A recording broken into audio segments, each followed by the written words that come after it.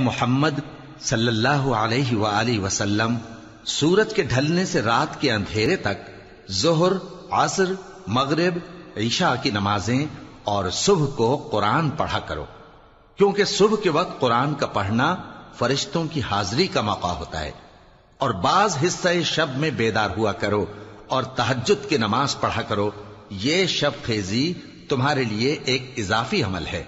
امید ہے کہ اللہ تم کو مقام محمود پر فائز فرمائے۔ السلام علیکم گائز، یہ خاص پیغام ہے، پلیز سنیے گا اور اپنے فرینڈس کے ساتھ یا پھر اسپیشلی فیس بک پیجز پہ لازمی شیئر کیجیے گا۔ دیکھیں، کفار قریش جو تھے نا، انہوں نے گالیوں برے اشعار نبی کریم صلی اللہ علیہ وآلہ وسلم پر بنائے، لیکن وہ ہم تک نہیں پہنچے۔ پتہ ہے کیوں؟ کیونکہ جو صحابہ تھے نا، تو انہوں نے نہ ان شعر کو یاد کیا اور نہ ہی وہ اشعار باقیوں تک پہنچائے۔ اب آج کل نعوذ باللہ کوئی قرآن پاک کے نبی کریم صلی اللہ علیہ وآلہ وسلم کی بے حرمتی کرتا ہے نا، تو وہ کفار یہ کرتے ہیں کہ جو ہے نا، وہ پوسٹ شیئر کر کے، وہ ان کی چالیں ہوتی ہے کہ اوپر لکھ دیتے ہیں کہ بھائی لعنت بھیج کے شیئر کرو۔ تو آپ دیکھتے ہیں فیس بک پہ کہ لوگ کہتے ہیں کہ یار اس نے قرآن کی بے حرمتی کی، نعوذ باللہ، کہ پھر کہتے ہیں اس پر لعنت بھیج کے شیئر کرو۔ بھائی یہ چیز آپ کو بتا دوں کہ اچھی چیز پھیلائی جاتی ہے، بری چیز چھپائی جاتی ہے۔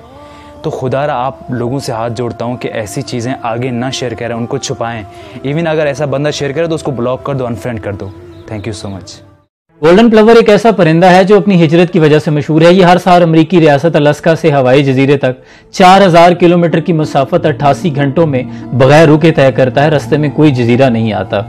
جب سائنسدانوں نے اس پرندے پر تحقیق کی تو پتہ چلا کہ اسے اس سفر کے لیے 88 گرام فیٹ یعنی چکنائی کی ضرورت ہوتی ہے، جبکہ اس کے پاس 70 گرام چکنائی بطور ایندھن ہوتی ہے۔ لیکن ہونا تو یہ چاہیے تھا کہ یہ 800 کلومیٹر پہلے ہی اپنی منزل سے گر جاتا، لیکن یہ پہنچ جاتا ہے۔ جواب جان کر آپ ششدر رہ جائیں گے کہ یہ پرندہ اکیلے سفر کرنے کے بجائے یہ گروہوں میں وی شیپ میں سفر کرتے ہیں، جس کی وجہ سے انہیں ہوا کے دباؤ کا کم سے کم سامنا ہوتا ہے، اور اس طرح ان کی 23% انرجی بچ جاتی ہے۔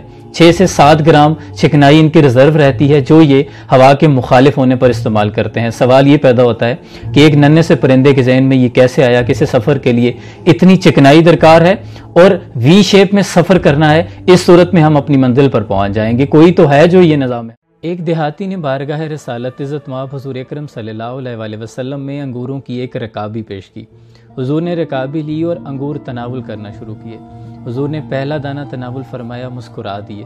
دوسرا دانہ تناول فرمایا، مسکرا دیے۔ اب دیہاتی آپ کی خوشی کو دیکھ کر خوشی سے نہال ہے۔ اصحاب منتظر ہیں، خلاف عادت کام ہو رہا ہے۔ ایسا کبھی ہوا نہیں کہ کوئی ہدیہ آیا ہو اور انہیں حصہ نہ ملے۔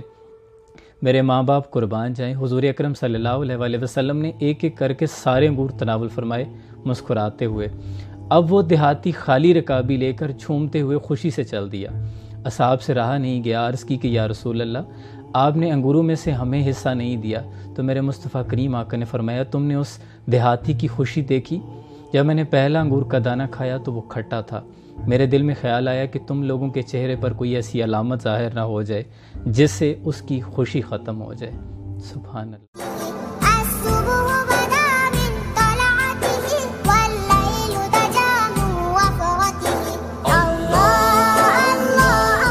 مولانا رومی رحمۃ اللہ علیہ فرماتے ہیں کہ رات کی تاریکی میں ایک گھر میں چور گھس آیا۔ چور کے قدموں کی آہٹ سے صاحب خانہ کی آنکھ کھل گئی، اسے شک گزرا، اس نے اٹھ کر دیا جلانا چاہا تو اس زمانے میں دیا جلانے کے لیے 2 پتھروں کو آپس میں رگڑا جاتا تھا۔ 8-10 چنگاریاں جب روئی پر پڑتی تو نتیجن آگ سلگ اٹھتی۔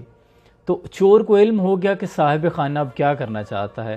وہ دبے پاؤں آیا اور صاحب خانہ کے بالکل سامنے آ کے بیٹھ گیا۔ جب صاحب خانہ چنگاری جلانے کے لیے پتھروں کو رگڑتا تو وہ آہستہ سے پھونک مار دیتا، آگ نہ سلگنے دیتا۔ صاحب خانہ نے کچھ دیر تو کوشش کی، پھر اپنا وہم سمجھ کر سو گیا۔ صبح جب اٹھا تو پورا گھر لٹ چکا تھا۔ فرماتے ہیں کہ میرے عزیزو، بالکل اسی طرح جب ہم کوئی نیکی کا ارادہ کرتے ہیں یا کوئی نیکی کی چنگاری اندر سلگنے لگتی ہے تو شیطان بالکل اسی طرح ہمارے سامنے بیٹھا ہوتا ہے، کبھی خود وار کرتا ہے اور کبھی ہمارے نفس کے ذریعے ہم سے وہ کام الیگزینڈر دی گریٹ، جسے دنیا سکندر اعظم کے نام سے جانتی ہے، 17 لاکھ مربع میل کا علاقہ فتح کیا، لیکن دنیا کو کوئی نظام نہ دے سکا۔ حضرت عمر فاروق رضی اللہ تعالیٰ عنہ کا قائم کردہ نظام آج بھی دنیا پر رائج ہے۔ آپ کے دور میں نماز میں صلاۃ خیر من النوم کا اضافہ کیا گیا۔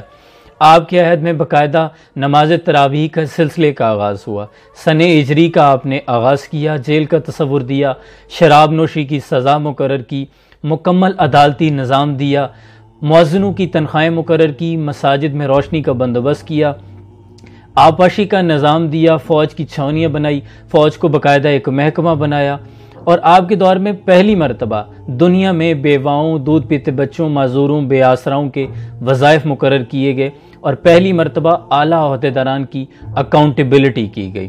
یہ تصور آپ نے پیش کیا، آپ کی مہر پر لکھا تھا کہ عمر نصیحت کے لیے موت کافی ہے، اور آپ کے دسترخوان یہ نہ ہو کہ لوگ تمہیں پوچھے تم کون ہوتے ہو اور تمہیں بتانا پڑے کہ جناب ہم مسلمان ہوتے ہیں، ہم عاشق رسول ہوتے ہیں۔ فرمایا تمہیں بتانا نہ پڑے، کسی کو پوچھنا نہ پڑے، تمہاری وضاحت، تمہارا طرز زندگی، تمہارا انداز حیات، تمہارا طرز معاشرت اتنا خوبصورت ہو کہ تم دور سے آ رہے ہو، لوگ پہچان کے کہیں وہ دیکھو مصطفیٰ کا غلام آ رہا ہے۔ نور آنکھوں میں تو چہروں پہ اجالے ہوں گے، مصطفیٰ والوں کے انداز نرالے۔